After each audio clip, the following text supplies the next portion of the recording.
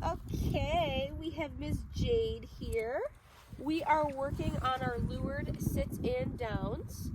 So how we do that is I got treats because she is definitely food motivated. And I'm just kind of pushing her in the sense of pushing her butt down a little bit. She's starting to do it on her own. And then once her butt hits the ground, I just give her her treat. So luring by using treats, getting her butt on the ground, and then rewarding her for doing that.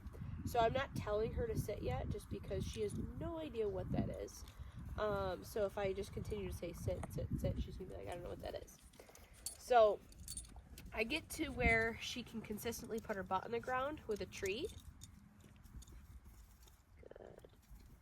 And I also don't want to give her the treat if she's putting her paws up like that, because then she's going to think, oh, you're rewarding me for doing that. Good girl. She had to do her little spinner on there. But that's kind of what I'll do is I'll just wait for her to put her butt on the ground and I'll give her a treat. Now, when I feel confident enough where she is consistently putting her butt on the ground, I will start labeling that sit. So here we're going to lure. Good sit. Good girl. Jade. Sit. Good. So now I'll start labeling it sit every time she puts her butt on the ground. Good job. Good girl. Good sit. And now we'll work on our downs. So this one's a little newer than the sit. And you know what? I'll give it to her.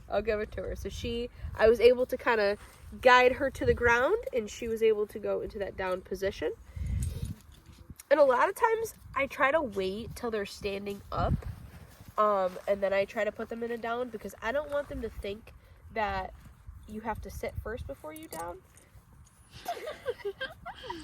I like to kind of get them walking a little bit, following the treat like this, and then lure down.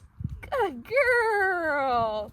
So that's kind of what luring for sits and downs looks like. And then over time, as we work with her this week and we continue with it, we start labeling it. And by next week, she'll hopefully understand that command. And then we start weaning her off of having to forcibly lure her in the sense, I want to be able to take my hand away before giving her a treat.